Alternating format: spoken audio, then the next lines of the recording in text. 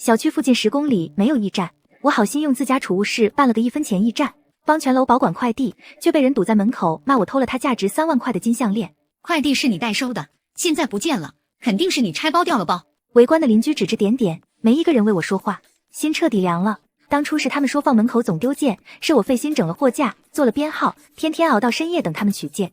现在为了一个莫须有的罪名就能翻脸不认人，我没有争辩，只是在驿站群发了一条消息，即日起1分钱驿站关闭，本人不再负责代收任何快递，请各位自便。安，又麻烦你了，我买了箱车厘子，放你这一下哈。那是我妈寄来的特产，有点容易碎，你帮我单独放一下，谢谢啊。手机嗡嗡响个不停，全是驿站群里托我代收的消息。我一边核对新到的包裹，一边在群里回复收到。这时401的王姨在群里发了一段语音，语气充满感激。哎呀，真是多亏了安安自费建了这个驿站，咱们这老破小区连个像样的快递柜都没有，以前快递扔在楼道里，那是3天2头就丢件，搞得人心惶惶的。现在有了安安的驿站，取快递可太方便了。他的话像是打开了水龙头，群里立刻涌出一片附和与感谢。是啊，王姨说的对，之前我那支口红就这么没了，心疼死我了。要不是安安自己掏钱弄货架，花时间管理，我们这快递都不知道往哪放。最关键，安安还只收1分钱，这跟白帮忙有啥区别？真是良心啊！谢谢安安，辛苦了。加1，安安就是咱们楼的福音。我看着屏幕上滚动的感谢，忙碌几个小时的疲惫似乎都消散了些。这半年来，我每天登记、发送取件通知，熬到深夜等人取件是常事，帮忙暂存生鲜、搬运重物更是家常便饭。每个包裹我只象征性的收1分钱，只为不让大家觉得欠人情，也方便记账。那1分钱的收入，我也专门用个铁盒子存着，偶尔多给了几毛几块，我还会买点公共用品放驿站。邻居们的感谢和依赖是我坚持下去的最大动力。我刚想回复，外面就传来了李姐的叫喊声：“安，你给我出来！你出来说清楚！”我心下疑惑，打开门，李姐叉着腰，满脸怒气，旁边是抱着胳膊看戏的张阿姨。李姐，怎么了？你还好意思问怎么了？我快递呢？我香港代购的金项链3万块，物流显示签收了，我找遍了你这儿都没有。我愣了一下，赶紧翻看登记本，今天下午的件都在这儿了，您确认没收到取件通知吗？我都发群里也私信了，我都找遍了，就一个破了的空盒子在货架底下，你说实话，是不是你拆了？啊？李姐手指几乎戳到我鼻尖，我就说你怎么这么好心，1分钱帮我们收快递，原来在这儿等着呢。看中值钱的就直接下手是吧？我脑子嗡的一声，血脂往头上涌。李姐，您怎么能这么说？我建驿站是为了大家方便，1分钱连电费都不够，我怎么可能动您的东西？怎么不可能？张阿姨阴恻恻的插话，1分钱是不值钱，但架不住有些人穷惯了，见钱眼开。3万块够你收多少年快递了？张阿姨，我气得浑身发抖。我帮大家收快递这半年，哪一件不是完好无损？我什么时候贪过谁1分钱便宜？以前是没值钱东西。李姐打断我，扬着那个破损的空盒子。现在有了你就忍不住了，看你那穷酸样，开这么个破驿站，1分钱1分钱的挣，见到金项链能不动心？李姐，话不能乱说。我强压着怒火，咱们驿站可是有监控的，我现在就调出来看看，到底是怎么回事。听到有监控，李姐和张阿姨的表情都微妙的变了一下。我转身进屋，打开电脑上的监控软件，然而系统提示设备离线，最后一次连接时间今天上午10点23分，监控坏了。我心头一沉，反复刷新页面，检查网络连接，可监控画面始终是一片漆黑。监控呢？李姐不耐烦地问。监控不知道为什么离线了。我如实说道。离线了。张阿姨立刻阴阳怪气地接话。真巧啊，监控早不坏晚不坏，偏偏在小李丢项链的时候坏。安安，该不会是你故意把监控弄坏的吧？李姐一听更加激动。对，肯定是做贼心虚，先把监控弄坏，再偷我项链。你这计划挺周全啊。不是的，我急忙解释，监控可能是线路问题，或者是什么？李姐打断我，3万块的项链在你这里丢了，监控偏偏这个时候坏，天下哪有这妖巧的事？这时门口已聚了不少邻居，他们窃窃私语，目光复杂。李姐项链丢了，3万块，安安拿的，不能吧？这监控坏得太巧了吧？为1分钱忙前忙后，说不定真有点问题。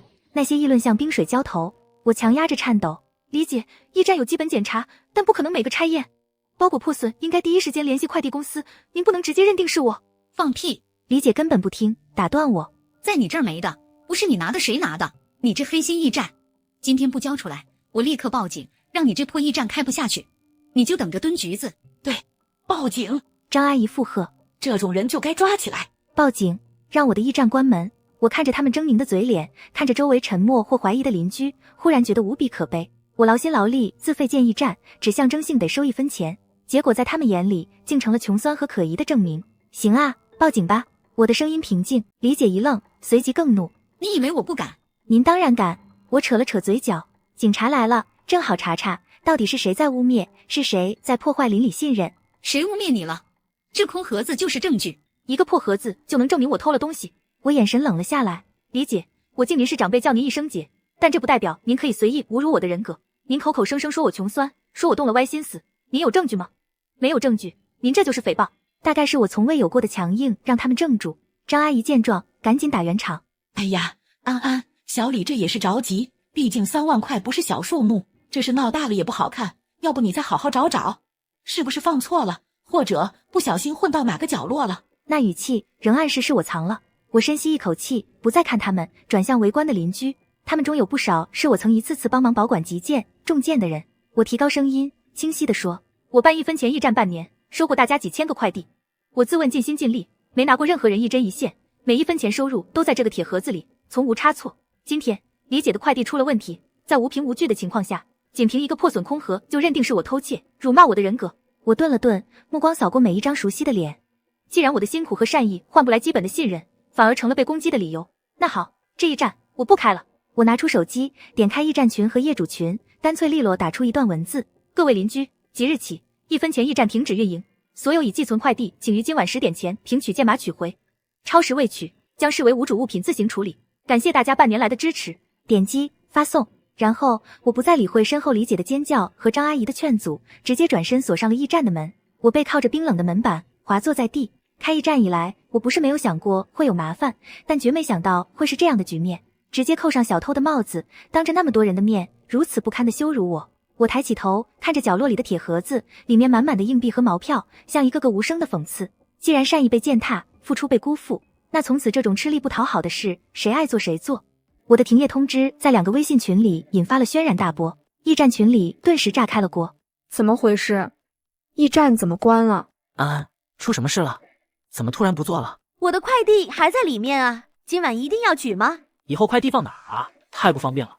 有人李姐和张阿姨询问情况，李姐立刻在群里颠倒黑白，把她那套金项链被偷的说辞又宣扬了一遍，一口咬定我监守自盗，做贼心虚才关站跑路。张阿姨也适时的出来帮腔，暗示我品行不端，早就觉得我收费低廉的可疑。于是群里的风向开始变得微妙。真的假的？安安不像这种人啊。但李姐说的有鼻子有眼的，3万块呢。哎，知人知面不知心，为1分钱忙活，说不定就是博取信任。算了算了，关了也好，免得提心吊胆。业主大群里也是议论纷纷，不明真相的邻居们在李姐和张阿姨的误导下，对我指指点点，偶尔有几个为我说话的声音也很快被淹没。楼长私聊我，语气带着不满：年轻人脾气不要这么大，李姐就是着急了点，你解释清楚就行了吗？何必关驿站？这让邻居们多不方便啊！你这不是让大家为难吗？我看着这条消息，心冷如铁。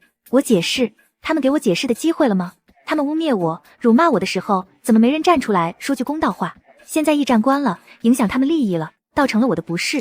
我直接回复，在没有任何证据的情况下，我被当众污蔑为小偷，人格和尊严受到严重伤害。在得到正式的公开道歉之前，驿站没有重开的可能。至于大家的方便，很抱歉，我无力承担。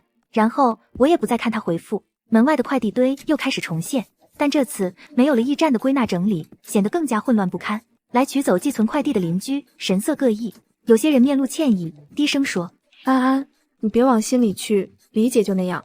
有些人则一脸冷漠，拿了东西就走，仿佛我是什么脏东西。还有些人一边翻找自己的快递，一边故意大声抱怨：真是的，搞得大家都没地方放快递了。某些人啊，就是心理承受能力太差，被说2句就撂挑子。早知道这样，当初就不该让他搞什么驿站，1分钱。谁知道是不是障眼法？这些话比指着鼻子的骂更让人心寒。我的付出，我的辛苦，在他们看来如此廉价和可笑，甚至成了怀疑我的理由。对门那位和我关系还不错的阿姨偷偷告诉我，李姐那金项链是她瞒着老公用私房钱买的。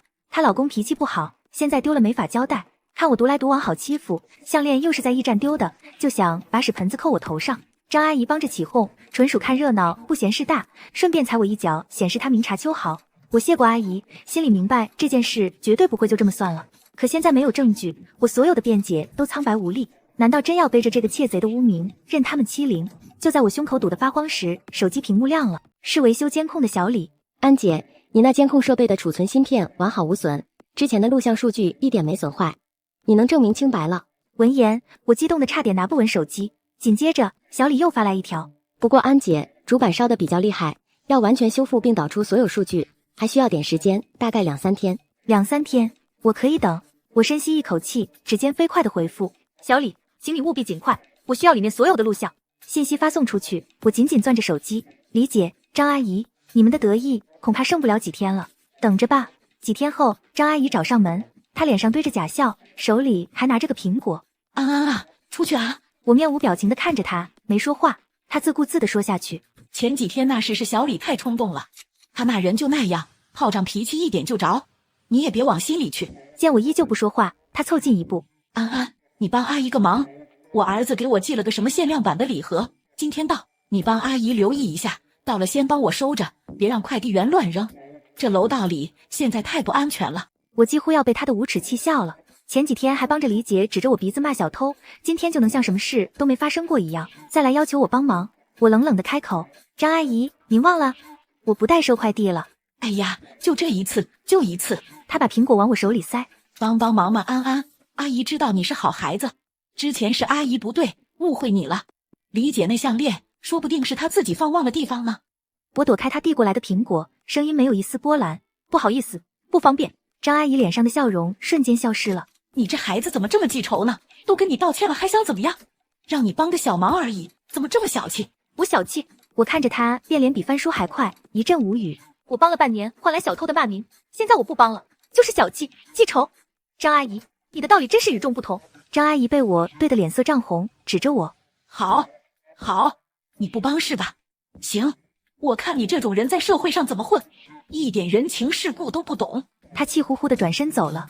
那个没送出去的苹果被她狠狠摔在地上，滚进了草丛里。与此同时，李姐那边也没消停，她不知从哪里打听到了我公司的地址，居然直接把电话打到了我公司前台，声称我是小偷，偷了她的贵重物品，要求公司处理我。当天下午，主管把我叫到办公室，表情严肃地询问情况。虽然我解释清楚了是污蔑，但主管还是让我之后在家好好休整2天。一整天，同事们异样的目光更是像针一样扎在我背上。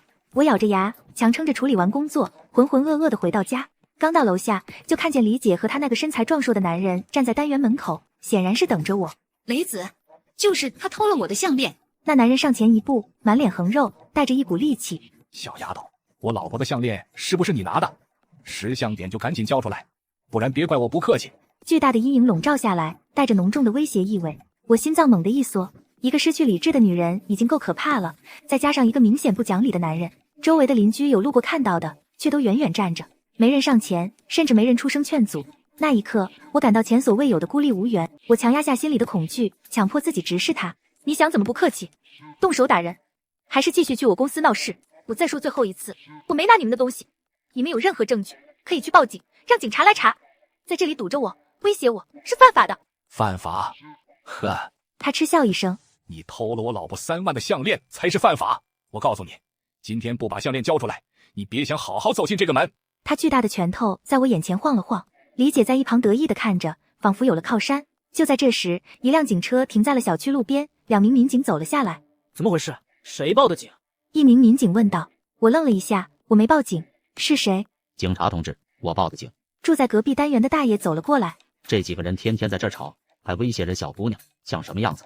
原来是有看不过眼的邻居暗中帮忙了。我心里微微一暖，看到警察，男人的气焰顿时矮了半截。警察同志，他偷了我老婆的金项链。李姐也赶紧附和。对，价值3万块呢，就是他拿的。民警看向我，目光带着审视。我深吸一口气，把事情经过说了一遍，包括在楼道的威胁，以及他打电话到我公司污蔑我的事。最后，我强调，我从来没有见过他的什么金项链，我愿意配合任何调查，但我保留追究他们诽谤和威胁我人身安全的权利。民警听完，又询问了李杰几句，李姐一口咬定就是我。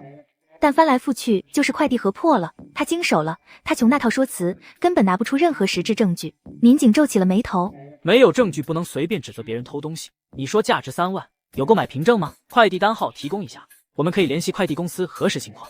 李姐支支吾吾起来，眼神闪烁，购买凭证也拿不出来，只说是什么代购的。民警心里大概也有了判断，严肃地对李姐和她老公说：这件事没有证据证明是这位女士拿的，你们的行为已经构成了骚扰和威胁，如果继续下去，对方可以告你们诽谤。现在请你们立刻离开，不要再骚扰她。李姐脸上青一阵白一阵，在民警的注视下，只能悻悻地瞪了我一眼，灰溜溜地走了。警察又安抚了我几句，也离开了。围观的人群渐渐散去，我独自站在单元门口，晚风吹在我身上，带来一阵凉意。虽然暂时解了围，但我知道我和李姐、张阿姨的梁子算是彻底结下了。这件事必须有个彻底的了断。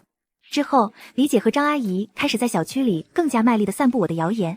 别看1分钱收的少，那是放长线钓大鱼。警察都来找过他了，肯定是他有问题。他公司领导都知道了，这种品行不端的人，估计工作都快丢了。这些恶毒的流言像瘟疫一样扩散。我在小区里走路，都能感受到背后指指点点的目光和刻意压低的议论。以前见面会打招呼的邻居，现在要么视而不见，要么眼神躲闪。更过分的是，一些低劣的骚扰开始了。我家门把手上偶尔会出现用马克笔画的丑陋涂鸦，深更半夜会有人突然用力捶一下我的门，然后又迅速跑远。甚至有人把垃圾丢在我门口。这种下三滥的手段不致命，却极大地干扰了我的生活。我知道这是李姐和张阿姨在试图用这种无赖的方式逼我妥协或者崩溃搬走，但我偏不。我不仅不搬，还要堂堂正正地在这里住下去，并且要反击。我立刻网购了监控摄像头，安装在了自己家和驿站门口，确保能无死角覆盖。同时，我联系了物业，提交了书面情况说明情况，附上了被骚扰的证据。物业在压力下表示会加强巡查。做完这一切，我在业主群和驿站群里再次发了一条正式通知：鉴于近期本人门口屡遭恶意破坏，为维护自身合法权益，固定证据，我已在家门口安装24小时高清监控系统，一切破坏、骚扰行为及行为人均将被记录，并作为追究法律责任的依据。望周知。我留了个心眼，并没有说出自己重新在驿站装了监控。消息发出，群里没有人回应，但我知道所有人都看到了，尤其是那些心里有鬼的人。从那天起，那些骚扰果然大幅减少了，门把手干净了，深夜的捶门声也消失了。李姐和张阿姨看我的眼神更加怨毒，偶尔在楼道遇见，会阴阳怪气嘲讽一顿，但我一概不理。楼道的快递乱象愈演愈烈，快递被随意扔在各处，甚至堵在消防通道，丢件事件再次频发，抱怨声开始在群里响起。我的面膜谁拿走了？是不是603的拿的？我刚买的零食怎么就不见了？没了快递驿站好不方便啊！周围人开始互相推诿、猜疑，而我彻底成了一个旁观者，对门外的混乱和群里的争吵视而不见。但我知道真正的小偷一定还会行动。那天我在家休息，手机上的监控 App 突然发出了急促的警报声，我立刻点开实时画面，心脏猛地一跳。501的张阿姨正鬼鬼祟祟地出现在监控画面中。她先是假装在混乱的快递堆里翻找东西，眼睛却不时瞟向四周。确认楼道无人后，她迅速弯腰，从一堆包裹里抽出一个印着某品牌 logo 的精致小纸盒，飞快地塞进了自己的袋子里。整个动作行云流水，透着一种令人心惊的熟练。人赃并获。我强压住激动，立刻开启了录像功能，完整记录下了他偷窃的全过程。我没有立刻声张，打蛇要打7寸，我要选择一个最有利的时机来揭穿。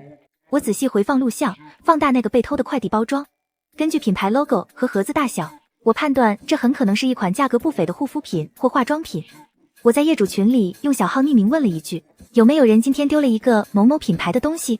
好像是个礼盒装的。很快，住在602的年轻女孩在群里回应了，是我的，我刚到的限量版精华套装，2000多呢，我正准备下去拿，怎么不见了？群里立刻又炸锅，又丢了，这都第几次了？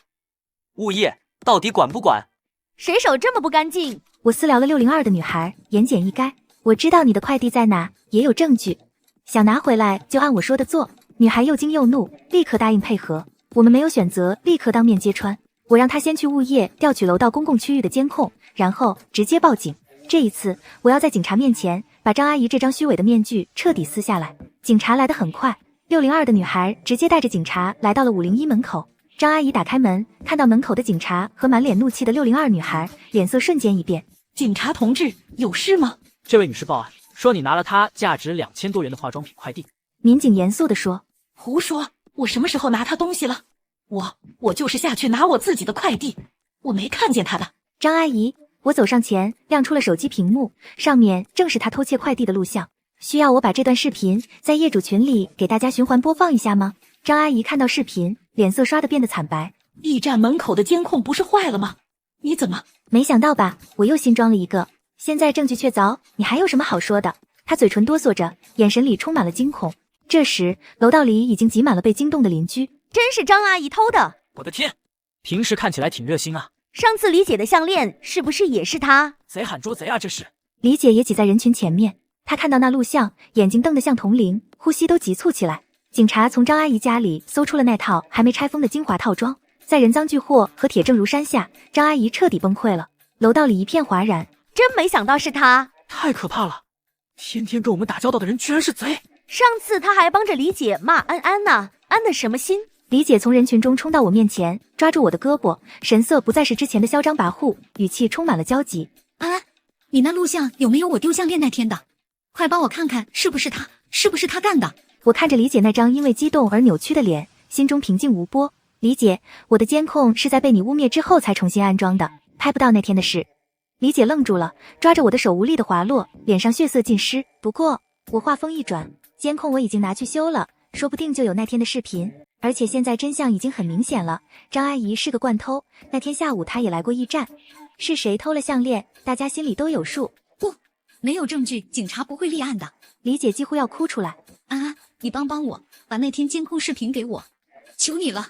证据？李姐，你现在知道要证据了？那你污蔑我偷项链的时候，证据在哪里？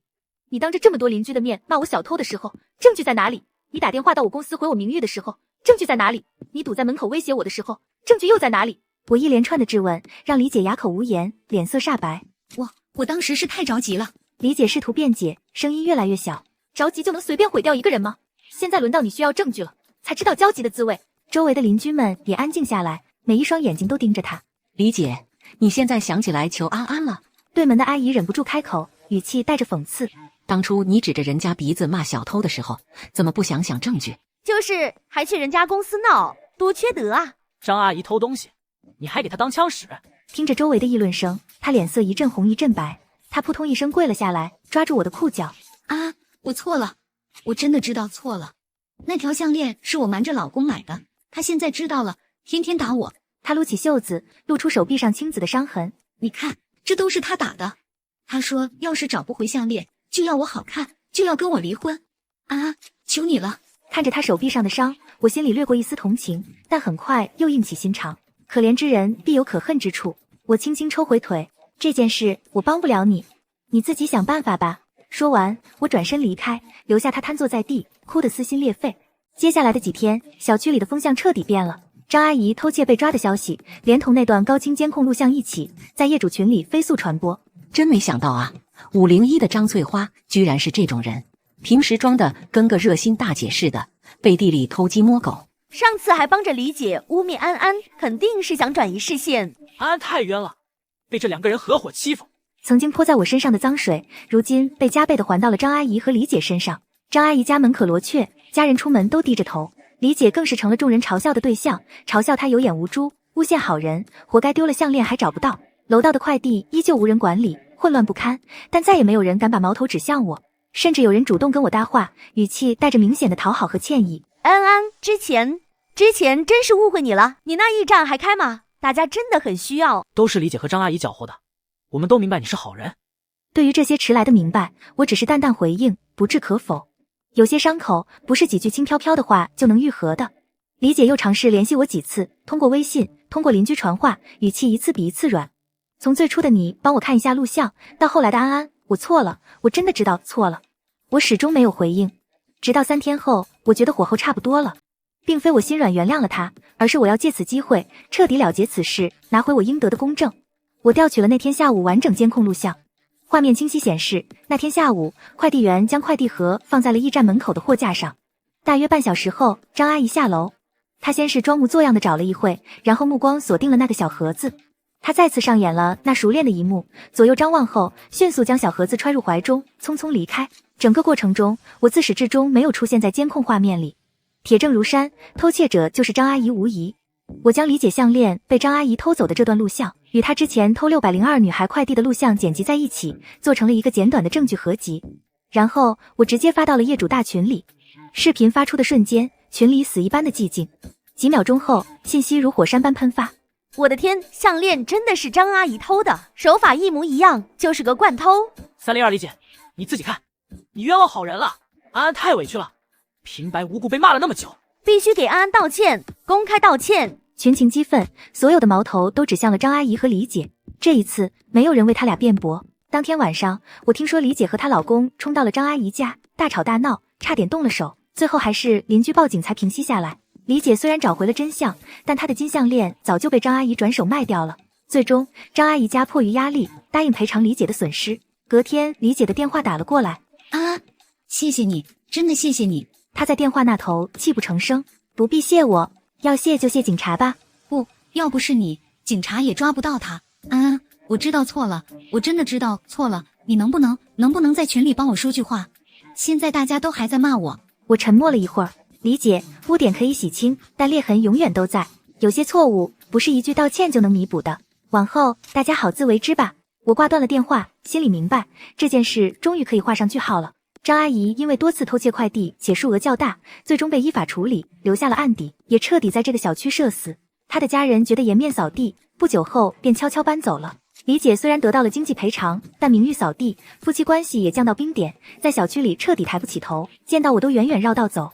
这件事终于尘埃落定，而驿站关闭后，楼道变得更加混乱，丢件、争吵几乎成了家常便饭。看着群里的抱怨，我心里已经有了打算。第二天，我带着整理好的材料去了物业办公室。王经理，这是半年来驿站的运营数据，还有邻居们的需求统计。您看，我们楼每天至少有50个快递需要代收。王经理翻看着材料，面色凝重。这个情况我们确实注意到了。驿站不能永远靠个人善意来维持，这次的事件也证明了缺乏规范管理的个人驿站存在风险。我建议由物业出面，在小区里设立一个规范的公共驿站。我拿出准备好的方案，可以在1楼腾出个小房间，安装监控，制定明确的寄存规则，聘请专人管理，费用可以从物业费里出。王经理眼睛一亮，这个主意不错，我们最近也在讨论怎么解决快递乱象。我可以把之前的经验都分享给你们，包括货架摆放、登记系统、取件流程，这些我都摸索过。太好了，安安，你真的为我们解决了个大难题。1周后，物业在业主群发布了公告，为解决快递存放问题，物业将在3号楼1楼设立幸福驿站，配备监控系统与专人管理，免费为业主提供快递代收服务，欢迎各位业主监督使用。公告下面还特别标注，特别感谢12栋安安提供宝贵建议和运营经验。消息一出，群里欢呼雀跃。太好了，终于有正规驿站了，感谢物业，感谢安安。这下可以放心网购了。新的幸福驿站很快投入使用，明亮的空间、整齐的货架、清晰的监控，还有物业指派的专人管理，一切都那么规范有序。我偶尔会去驿站看看，但不再参与具体管理。物业经理见到我，总会热情地打招呼。安安，又来指导工作了，你提的那个按楼栋分区的建议真好用。现在这是你们的工作了，我就是个普通业主，有时会遇到曾经的邻居，他们的态度多了几分敬重。安安，多亏了你，现在我们取快递方便多了。是啊，再也不用担心丢件了。我只是微笑点头，不再多言。李姐一家后来悄悄搬走了，听说她最终还是离了婚。对门的阿姨偶尔会提起她的近况，我只是静静的听，不再评论。张阿姨的房子空了几个月后，搬来了一对新婚夫妇，女孩也是个热心肠，很快融入了楼里的生活。一天傍晚，我路过驿站，看见新来的女孩正在帮一位老人找快递，阳光透过窗户洒在她身上，那画面熟悉又温暖。物业经理正好也在，他感慨地说，看到现在的驿站，就想起你当初的样子。我望着嬉戏的孩子们，轻声说，善意不该是个人的负重前行，而应该是社区的温暖传递。现在的我终于可以做个轻松的普通住户，想帮忙时就搭把手，累了就回家休息。建立了规则，划清了界限，反而让邻里关系更加纯粹。那天晚上，我在业主群里发了一条消息，看到驿站运行的这么好，真的很开心。感谢物业的重视，也感谢每一位遵守规则的邻居。愿我们的社区越来越温暖。下面立刻跟了一排点赞和鲜花的表情。对门的阿姨私信我，安安，你做到了我们都没做到的事。我回了一个微笑的表情。是啊，善意需要智慧来守护，温暖需要规则来延续。我的世界在经历风雨后，终于找到了那个平衡点，既保有最初的善良，也学会了如何让这份善良走得更远。